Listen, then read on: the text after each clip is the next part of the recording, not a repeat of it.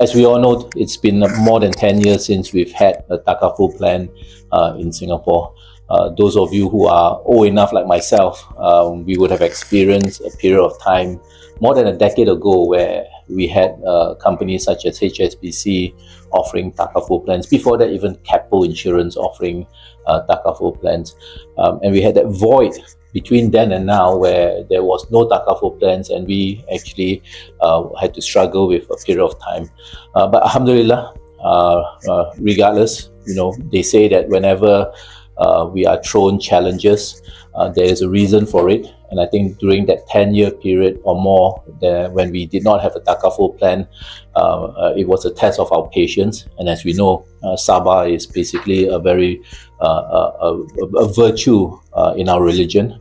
And we hope that we had passed that test. But Alhamdulillah, now we do have a Takaful plan. And I think basically it now falls upon us as a community to then say, Alhamdulillah, we have one and let's use it because Allah has made it available for us currently. So I do encourage all Muslims in Singapore with the presence of a Takaful plan now to seriously have a look at it. Yeah.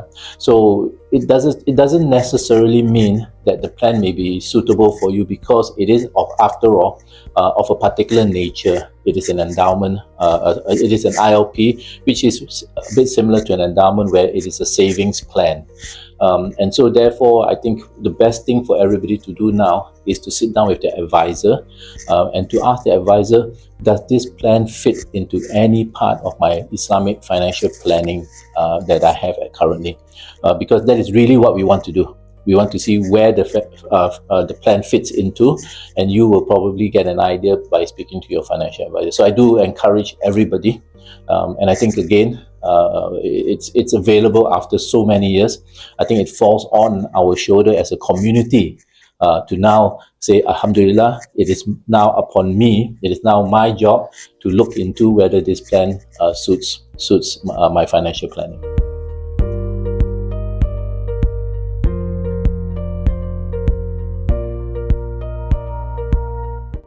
Right. So given that it is a saving vehicle, of course, you can use it for many reasons. You can save it for your child education, you can save it to pay off your car loan, your housing loan earlier if you wanted to, or you could save it for particular reasons like your Hajj. Okay. This is very important in my view, and I think this is one of the key usage or value proposition of Takaful.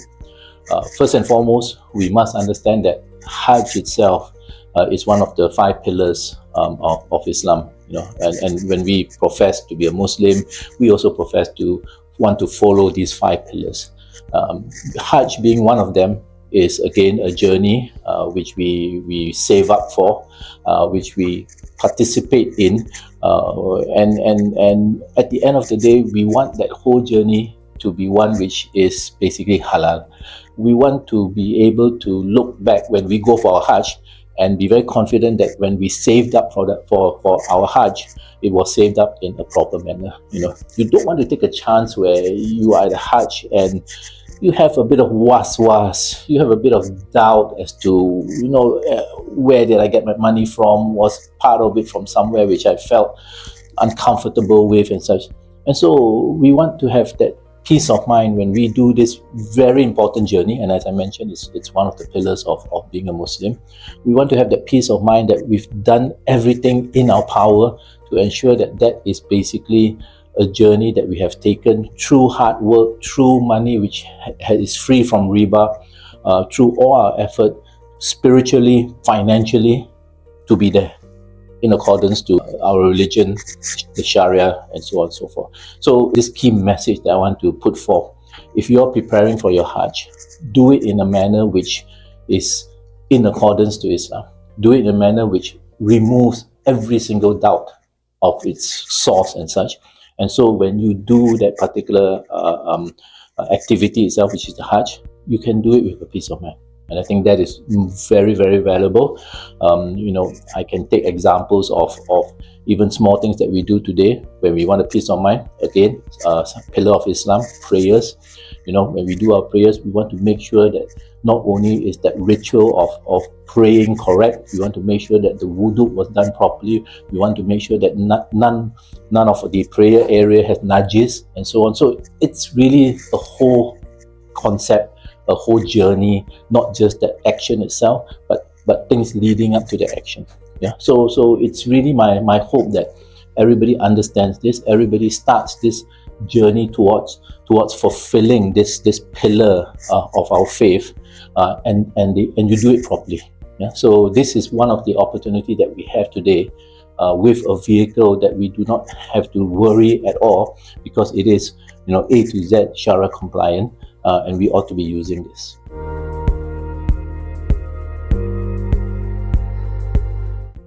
So this is very interesting. Again, as I mentioned earlier, the plan itself is a savings plan, and you can save it. You can save for many reasons, and one of the reasons is to save up for Wakaf itself. Okay, but the plan then has this unique ability to deal with two scenarios, because it is a takaful. You can nominate the takaful. Okay, so let's just start with the first scenario. So the first scenario is you have this niyat or intention to save up for your wakaf. And before we go to this part of it, let me just rewind and explain a little bit why wakaf is important. So as we all know, there's a hadith by Rasulullah SAW who says that basically when we die, basically there are only three things that provide us with good deeds, and nothing else. Yeah, it's the knowledge that we teach, it's the filial children, and the amal jariyah that we have given. Yeah, and whenever I give talks, I always joke with my participants that the first two basically is not easy to obtain. Even when I teach you something in class, you don't necessarily will apply it, because I'm not in control. You are in control of yourself. Even my children itself, I love them very much. I hope that they will be filial children, but can I control? I can't. And so really the only thing that's in your hands that you can control is that of amal jariyah and the wakaf that you make, basically through donations and so on. So that part is in your control, and therefore it's very, very important that you make it. Why? Because if either one of these three things, all of these three things, or just that particular amal jariyah itself continues to give you good deeds, then it is basically the only thing that potentially could change your situation. Should you die in a situation where your sins or your bad deeds are more than your good deeds, before the day of Akhirah, when you are actually arisen from your grave, you don't want to have what we call more bad deeds than good deeds. So the only thing that can switch that around, in order for you to have good deeds more than your bad deeds, is wakaf. Because as you lay there underground in alam barzakh and such, the good deeds continue to come in. Because why? Because you've made a wakaf. And then you slowly see your touching or your weight moving from your bad deeds exceeding your good deeds, and gradually your good deeds exceeding your bad deeds. All because you made a wakaf. All because good deeds continue to flow in to benefit you while you're there in alam barzakh waiting for the day of judgment itself. Without wakaf, that doesn't happen. Without wakaf, how you go into your grave is how you come out from your grave in that particular so-called debit and credit situation. But if you want to be in a surplus, you have a chance to be in surplus, wakaf is the best opportunity for you to do so. So it is extremely, extremely important. If I would say it is the most important investment a Muslim can make in his or her lifetime. Okay? So setting aside money through an instrument like takaful, will ensure that at one point in time, the takaful plan will be large enough for you to then, upon maturity, take that money and, of course, contribute that money into a wakaf fund. And so that automatically then creates what we call a wakaf for you. Okay, and that's a scenario where you are alive when it matures. But what if you're not? What if halfway through, basically, that you pass on? Okay, and again, no one knows when these things happen, and we just have to plan for it. And so the second scenario is if that happens, because the plan is that task of a takaful plan, it allows it to be nominated and therefore you can nominate part of the proceeds, all of the proceeds if you wanted to, in order to provide for your wakaf. And so automatically upon your death, a wakaf will be created. So both scenarios, whether you live the full term of the plan, whether you pass on in the middle of the plan itself, wakafs will be created. And I think that's the key thing, because of the story I just told you earlier, or the illustration I told you earlier. One does not want to die without a wakaf. You must have a wakaf. It is very, very important for everybody. And again, similar to that of our Hajj journey, we want to make sure that everything is compliant. Again, we're talking about something which is so important, giving us good deeds when we're not around, when we're dead. We want to make sure that those good deeds come to us, and we do not want to doubt that maybe I did something wrong. Maybe the source of my contribution for that wakaf wasn't compliant. So you really want to make sure, because these are key things that you do not want to look back and have was and to doubt yourself. So extremely, extremely important that we do it.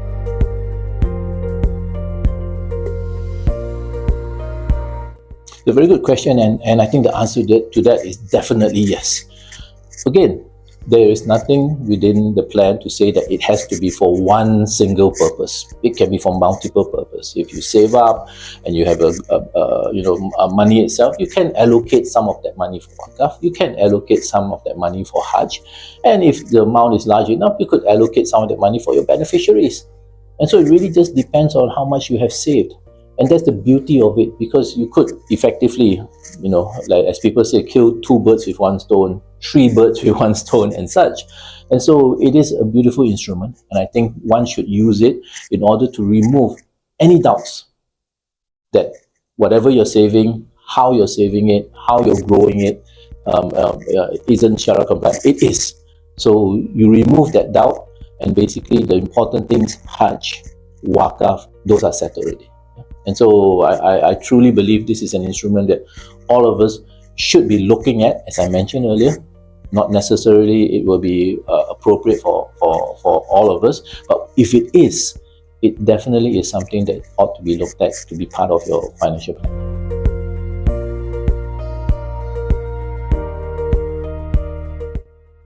Of course, when you look at it, a Takaful, and not only a Takaful, but basically any insurance-based ILP plan, and this being a Takaful means it's Shariah compliant, has a component which is a nomination component, which doesn't exist for investment. So from an estate planning perspective, from the perspective if you are no longer around, the transfer of that wealth over to your beneficiaries is made so much more easier. This doesn't exist in an investment. When you do investments, this exists when you do insurance because of that nomination element option that you're able to do. And so a Muslim who takes on this plan with the intention of either doing a wakaf or giving part of the money to a beneficiary, and the beneficiary could be within the family himself, or it could be outside of the family for organization, would find that this instrument is basically a vehicle which does it seamlessly, given the nomination option that's available. But I also have to say that for a Muslim, this is an instrument which allows him or her to save up in a Shariah compliant manner, in a manner which one has no doubt about the validity of the compliantness of the product itself. We're not talking about using a non-compliant vehicle to gain access to a Shariah compliant fund, for example. We're talking about straight through A to Z. This is a compliant vehicle.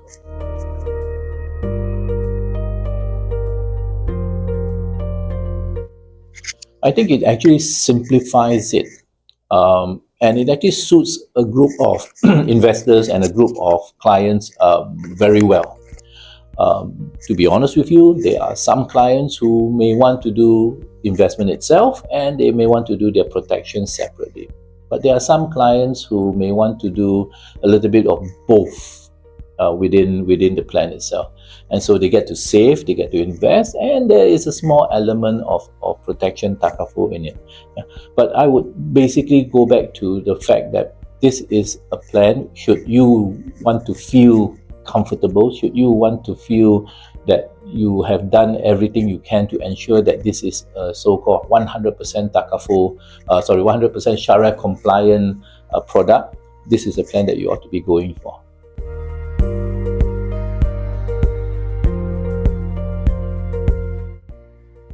Because this is a plan which, again, has only come into fruition 10 years after the previous plan, I think a lot of people, especially from the corporate side, and when I say corporate, I mean the insurers, will be looking at it and asking themselves, will it do well? If it does well, then I think it will lead to other different types of plans, which are Takaful in nature.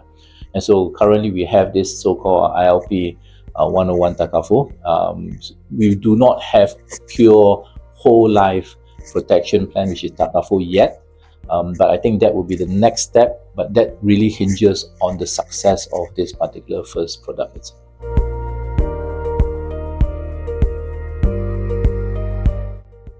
Well, basically, as you can tell, it is marketed as an ethical product itself for both Muslims and non-Muslims. And I think we are living in a world where people are more sensitive to this compared to maybe 10, 15, 20 years ago. I come from a generation where, for good or for bad, the question was always, does this make money for me?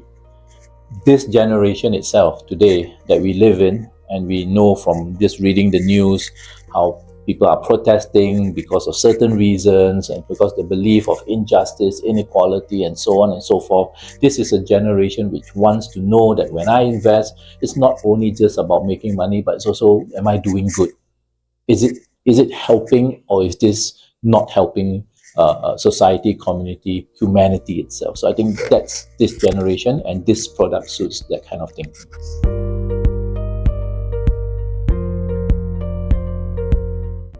For advisors in Singapore serving Muslim clients, whether you're Muslim or a non-Muslim, and I think I dare say, especially so if you're a Muslim, you have now the ability to reach out to your Muslim clients to serve them in a way where they can do the two things which are very important, Hajj and Wakaf, in a manner which gives them a peace of mind, in a manner which is the best possible way, because in Islam, nothing is perfect. We do the best we can. We tie our camel, and then we leave it all, the rest, to Allah subhanahu wa ta'ala to determine. And so all that is a burden upon us is to try our best. There's no guarantee, but we will try our best. And so if one, when I say one means our client, if one wants to do his or her Hajj in a manner where he or she is comfortable without any waswas, if he or she wants to do a Wakaf whereby there is no waswas, then this is that instrument. And so set aside other reasons for saving up and just focusing on these two, Hajj and Wakaf. You are now providing your client with the peace of mind that the two, I would dare say, most important aspects for a Muslim in the financial side is going to be taken care of in the best possible manner with a Takaful plan.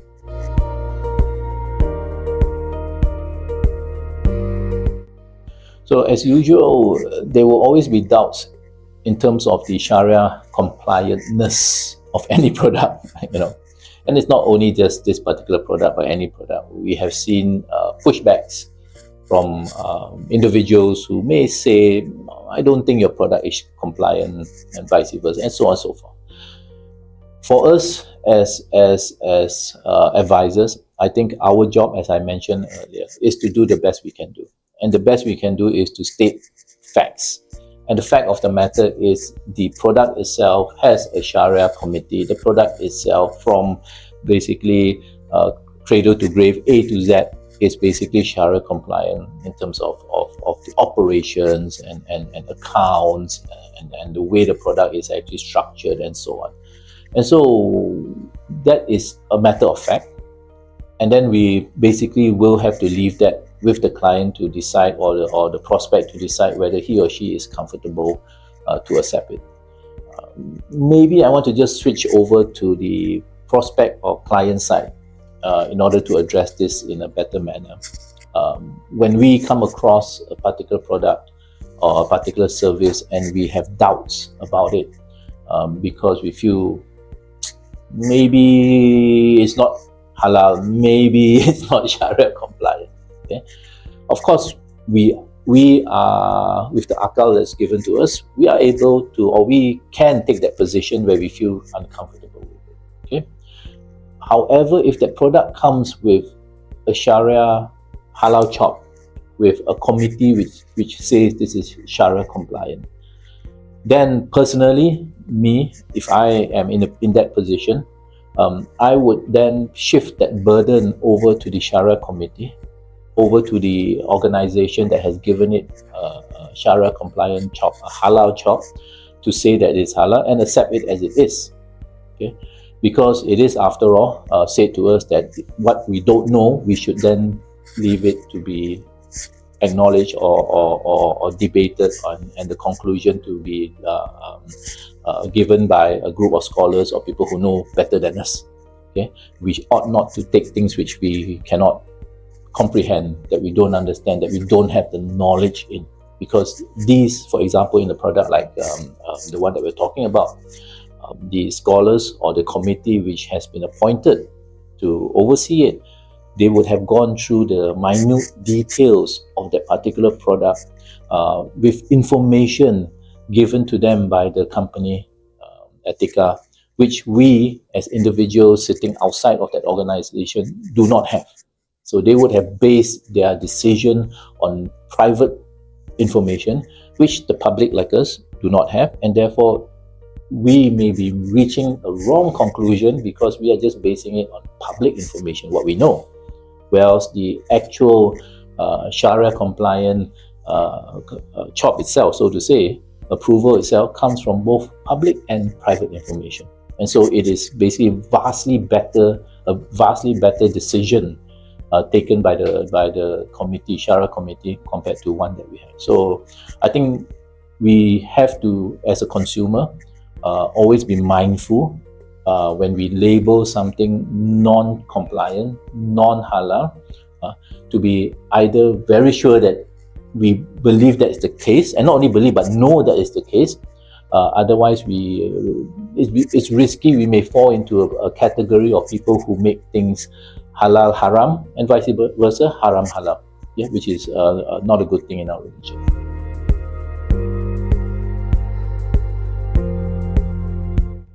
So I think basically sometimes it's not as straightforward when you have a plan which has elements of a Takaful, which is protection or insurance / insurance, and that of investment, which is the part where you are able to invest in certain Sharia compliant funds itself. Okay, and so I think it is on the shoulders of the advisors to be able to articulate to clients the vehicle that is being used is that of a Takaful / protection or insurance vehicle, which has its benefits, which includes nomination, but has this very strong investment element to it, Sharia compliant, which allows for the growth of that particular product or the product itself. And at the end of the day, the client has to understand, because the client may have different views. Some clients may just want to do purely an investment without the need for the ability to nominate. There could be clients who say, it's been bothering me that I've been investing all along, and I had to do something else to ensure that this money will go to people I want it to go to. Whereas now I have a product which can settle this for me. Yeah, so I think it's on the advisors to explain and to find suitability of this particular product for particular investors or particular clients. So I keep on saying not everybody will find it suitable, but there will be many of us who will find it suitable.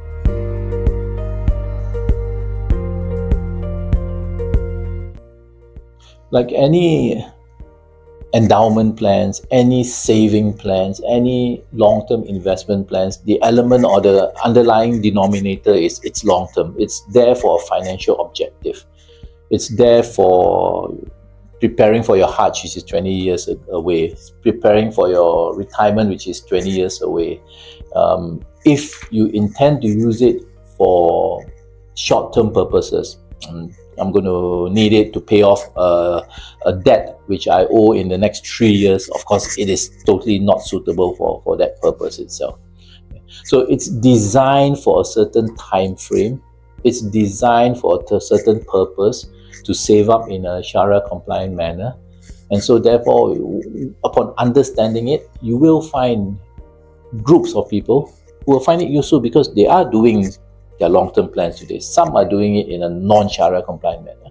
Some are doing it in a Sharia compliant manner, say for example through an investing in certain Sharia compliant funds, but they want that ability to transfer over to their beneficiaries seamlessly through a nomination, and therefore they want to use this as an estate planning tool, and so on and so forth. So there will be groups of people who will find this useful.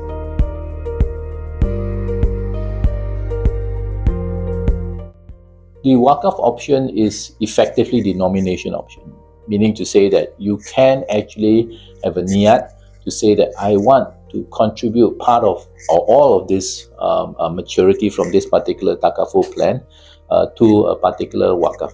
And of course, you can either name that Wakaf or you can allow your beneficiaries to choose that Wakaf for you. Okay? So that in itself is a philanthropic goal. This is a vehicle which allows you to do it in a Sharia compliant manner. So I think that is the key thing. Every one of us, no matter, it used to be thought that only the rich could do these kind of things. Philanthropic sounds very high and dandy and such. But you must remember that Wakaf is something where a Muslim can even do for a single dollar, can do for 100, 200, a million, and so on. So there's really no range or there's a whole myriad of range of values one can do it for. And I think it falls onto us to do what is comfortable for us, to try and make a difference for the community. Of course, again, God forbid, I think there may be some people who say, I'll just do $1 and I've done my Wakaf. But I think the benchmark will be, what could you have done comfortably, or is expected of someone of your stature, of your nature. So again, we go back to the point where it is mentioned in both the Quran and many hadiths. There are people who are miserly, people who tend to do not want to spend, but our religion is one which says you need to spend appropriately, not to be miserly or not even to be overspendthrift, but to be the one that takes the middle ground. Yeah. And so if a certain amount is something which is comfortable for someone your stature or your nature to provide for as Wakaf, then that ought to be the benchmark.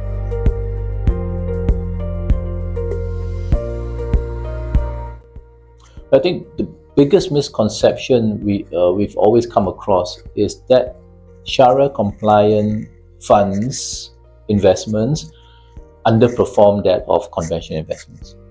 I think if you were to say this 20 years ago, we could say that there was some basis to it, because back then funds were structured in certain manner and not like today. Today we have funds basically in many areas. We have equity, global equity, Asian equity, Sharia-compliant funds. We have sukuks. We have combination funds which are so-called balanced funds, a combination of both sukuk and equity on a Sharia-compliant basis. We have even a high-risk technology fund which is Sharia-compliant. And so today you get a myriad of funds which enables you to craft them, to put together a particular portfolio that suits your risk profile. Yeah, so question number one, do we have enough funds to basically create something which is suitable for each and every investor, Muslim investor, in terms of their risk profile? And the answer is yes. Question number two, are these funds as good as their counterparts? Then the answer is yes, because we have seen and we have followed these funds and we have put these funds side by side with their conventional counterparts, and we have seen them not only at times being providing similar performance with their counterparts, but at times even doing better than their conventional counterparts.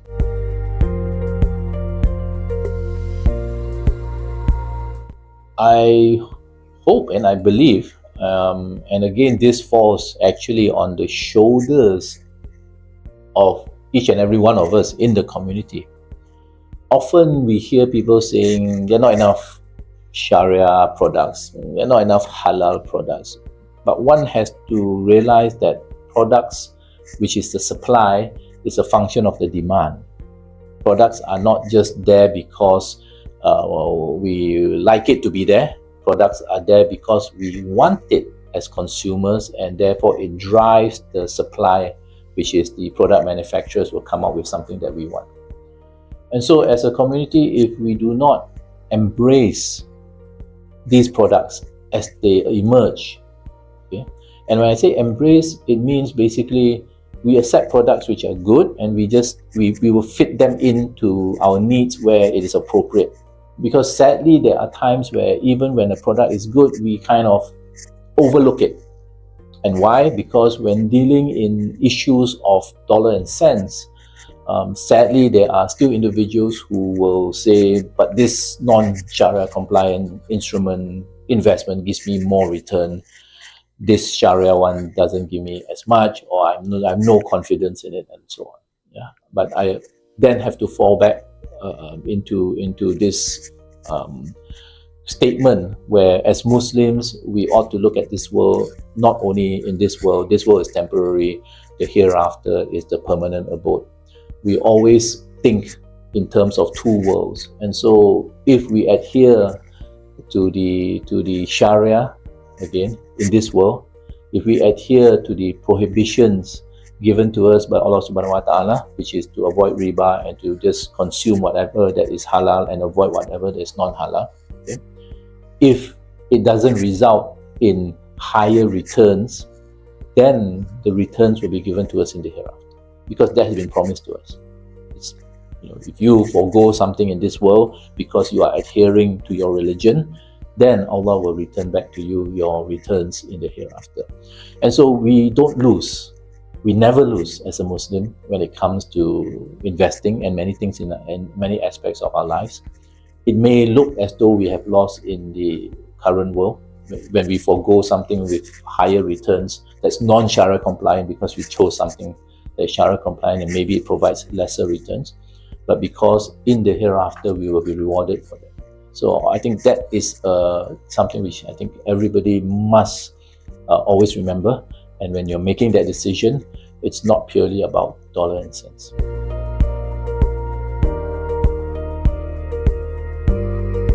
So again, it's really a question of whether this product itself, and one can take this product as a test bed, meaning to say, it is after 10 years, product manufacturers, everybody's looking at it. This is a product which has been devoid, or this is a community which has been devoid of a Takaful product for the past 10 over years. This is a community which has voiced out its wants and needs for a Takaful product for this period of time. And now we have a product. And so therefore, is this community now going to walk the talk and adopt the product as I mentioned earlier because of its wants and needs? And if, despite the fact of the absence of a Takaful the past 10 years, despite the fact that it's now one made available, if this product gets lukewarm reception, if this product doesn't gain traction in terms of its acceptance, then one has to question the community's desire or the community's wants of Sharia-compliant products. It's not just purely lip service. It has to be backed up by actual action itself. And I clarify and quantify this by saying it doesn't suit everybody. But I think there is a reasonable number of people within the community that this product should suit. And so the take-up rate of the product need not be sky high, extraordinary, but it should be a decent take-up because it is a product that suits certain aspects. Yeah? And I'll be very, very surprised if we don't see a take-up rate associated with the want to use this for Hajj, with the want to use this for Wakaf. Because, like I mentioned, these are two aspects where Muslims ought to take up this product, use it as a vehicle, because it literally takes away any doubt of the source of the so-called product itself when we want to use it for Hajj and we want to use it for Wakaf, which are two important things for Muslims.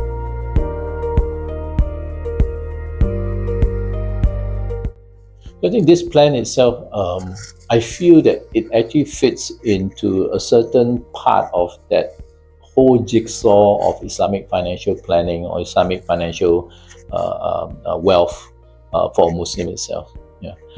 If you are preparing, and I strongly feel both on the Wakaf and the Hajj side, if you are preparing for both of this, Wakaf and Hajj, this is something which is absolutely, for lack of a cliche, it fits like a glove into those two objectives itself. And of course, you can extend this further into other objectives. But I think that those are two very good starting points, which would allow any families to adopt very quickly. And like I say, with very good results, because you end up being very comfortable without any was when you adopt those. So, but in a wider sense, yes, I think it kickstarts that whole process of financial literacy, the ability to appreciate and to understand why these such plans are needed, and hopefully it will result in more demand in the future.